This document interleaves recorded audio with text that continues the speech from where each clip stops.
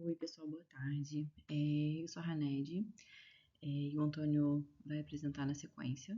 E a gente veio apresentar o nosso estudo sobre o uso de diferentes modelos de aprendizado de máquina para prever a resistência à compressão simples, de algumas amostras de calcário, que também é conhecido como limestone. A resistência à compressão simples, também conhecida como UCS, é um parâmetro fundamental na engenharia de rochas e está presente em praticamente todas as análises de estabilidade e dimensionamento. Mas a obtenção dessa UCS em laboratório é cara, é demorada e também depende de uma amostragem de muita qualidade. Já as variáveis índices, que são a densidade, a porosidade, o teor de água, são bem mais rápidos de medir.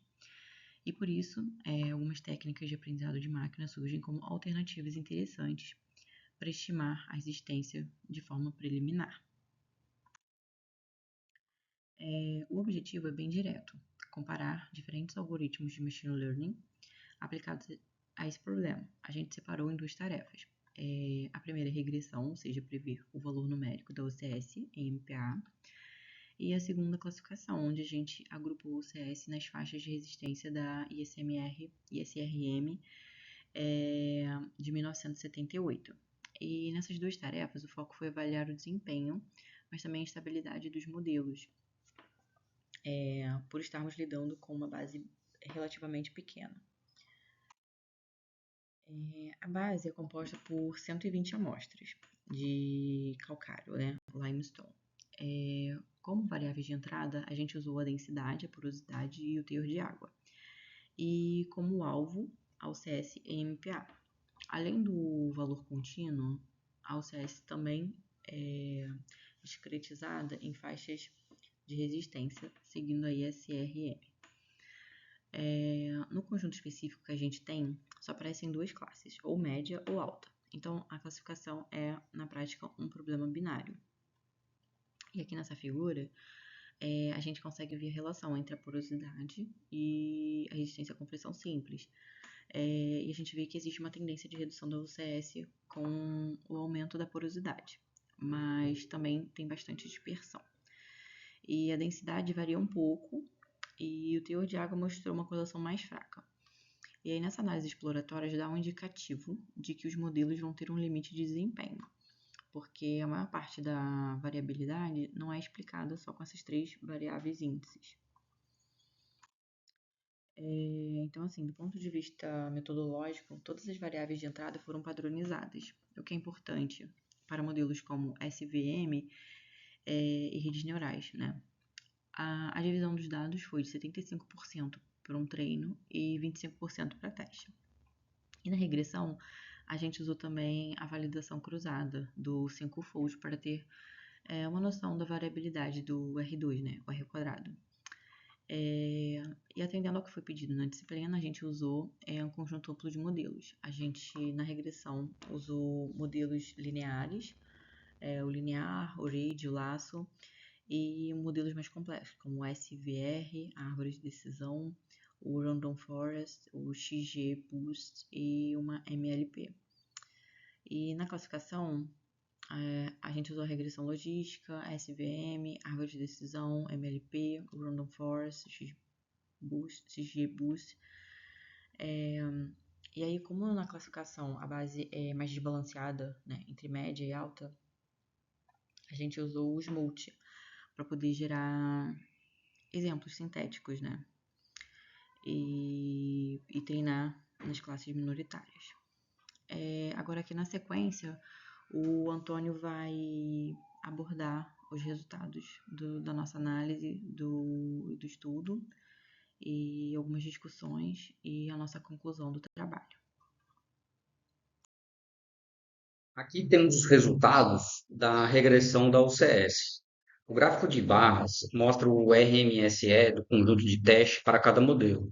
E a tabela direita traz também o R quadrado e o MAR. A gente vê que os três primeiros modelos, regressão linear, HIT, laço, apresentam os menores RMSE, em torno de 3,9 megapascal, com MAE na casa de 11 megapascal e R quadrado de teste próximo a 0,30.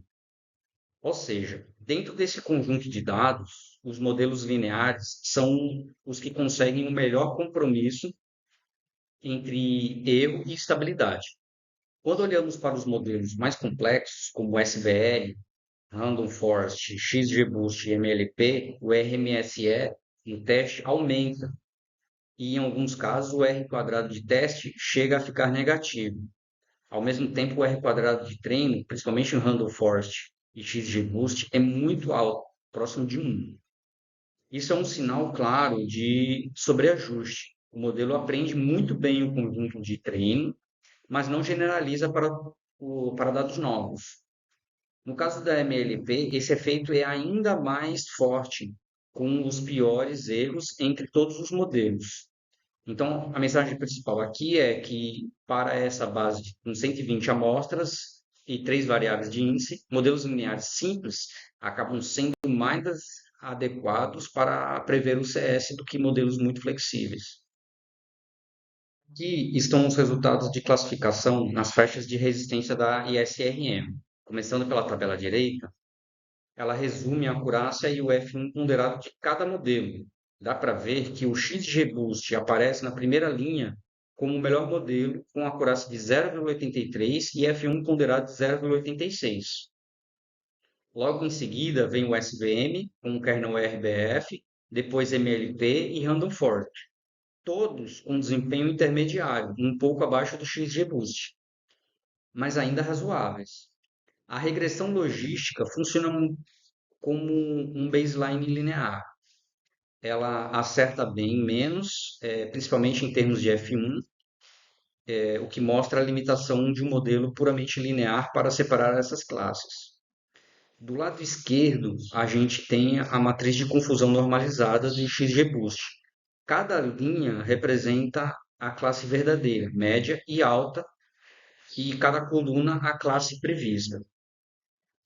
Os tons mais escuros na diagonal indicam que o modelo acerta bem as duas classes presentes na base, com poucos casos de confusão entre elas. Isso é coerente com os valores de acurácia de F1 da tabela e sugere que, para essa tarefa de classificação em faixas ISRM, um modelo de boosting baseado em árvores consegue capturar melhor a fronteira entre as classes do que os modelos lineares e até do que outros ensembles mais simples. Os resultados trazem algumas mensagens interessantes. Primeiro, para este modelo de dados específicos, a relação entre o ICS e as variáveis de índice consideradas é aproximadamente linear. Isso explica por que os modelos lineares conseguiram resultados tão bons quanto ou melhores do que os modelos não lineares na regressão.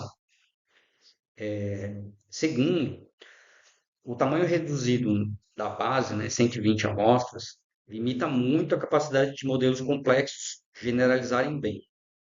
Random Forest, XBoost e MLP acabam aprendendo os detalhes do conjunto de treino e têm dificuldade no teste.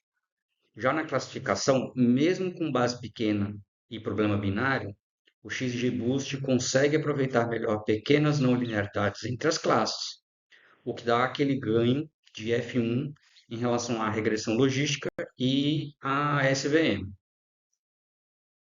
Como conclusões principais, na regressão da UCS, os modelos lineares se mostram a melhor opção para a base que a gente tem, pela combinação de desempenho, simplicidade e estabilidade.